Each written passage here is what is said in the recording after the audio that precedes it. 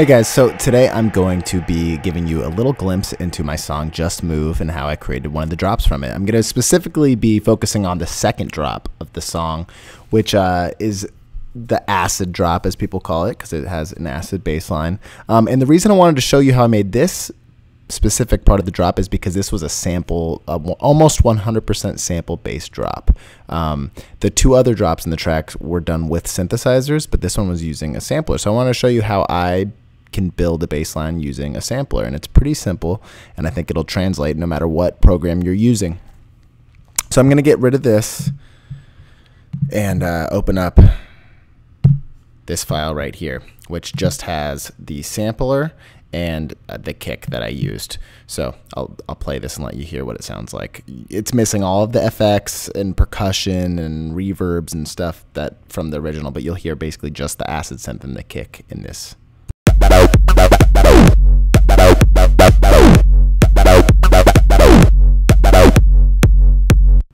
Okay, so there you have it. Now, for this, I have two different samplers with the same sample in them, and I'm going to show you. I'm going to go from scratch, showing you how I basically created this bass line. Very simple.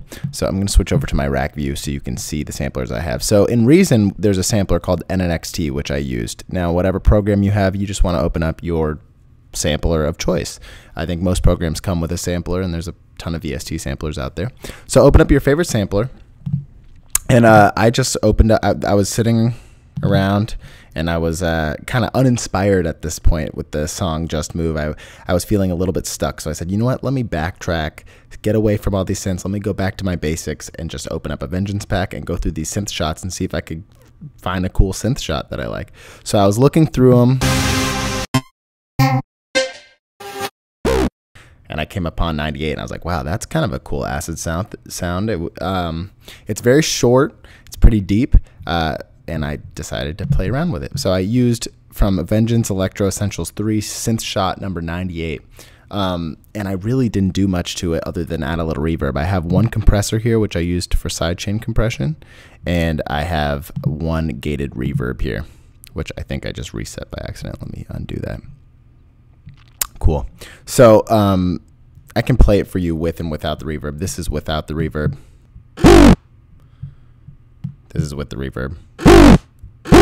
I don't actually know if you can hear that at all, but whatever.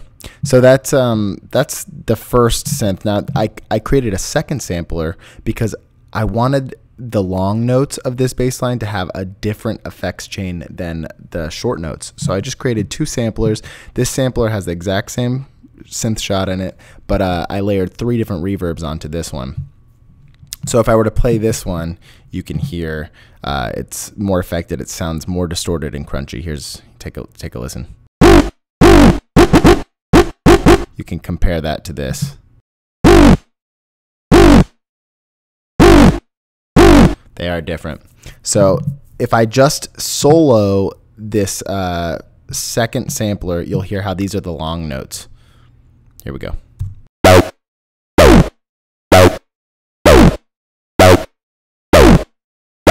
And for the shorter percussive notes that go around those long notes, I used that first sampler with less reverbs.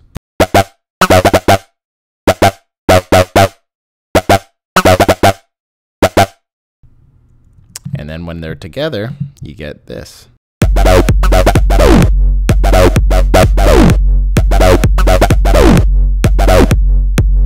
And that's how simple it was to create a bass line with just a sampler. I mean, you could theoretically even do it just in one sampler and say screw it to the different effects. I like to do little details like that, like adding reverbs to just one part of the synth line and not another part, because I think it makes it sound a little bit more organic and just it sounds less uniform.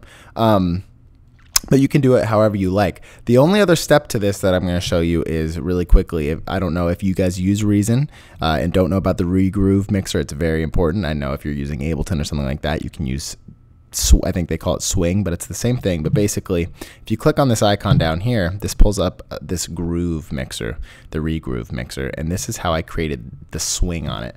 Now I've routed, as you can see, both of these samplers are routed to A1 and A1. They're also routed to A4, but for this particular, I'm using this section called A1. So let's look at A1 on our regroove mixer, which is that first one here. And I have a 63% shuffle. And this is coming from the MPC. If I go to the parent folder, it's called MPC 60. So if you go to your Reason Factory sound bank, and then click Regroove Patches, go to MPC 60, and this is supposed to be based off of the shuffle from an MPC. I know Ableton has the exact same thing for the groove to find the swing you want, and I did 63% shuffle. Now, if I turn this off, listen to how out of order the bass line sounds.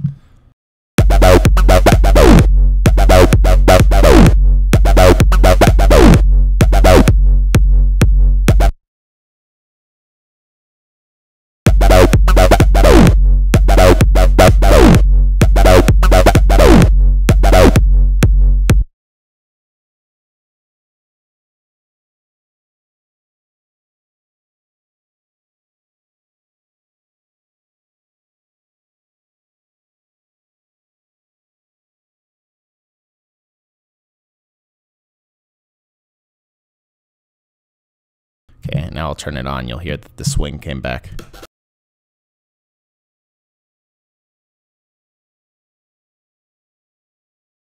And that's how you kind of get that groovy, as it's called, a regroove, swing feel that I think it at least makes me dance. And I love adding groove. I add groove to most of my synth lines and bass lines. So that's it, guys. That's how I made this part of the drop. I'll probably make more tutorials on different sections of the song so I can show you how I made the first drop, which was completely synth-based. I don't think there was any samples in that at all. And yeah, ask me any questions in the comment section, and I'll try and answer anything you guys want to know. And I'll see you guys next time. Thanks for watching.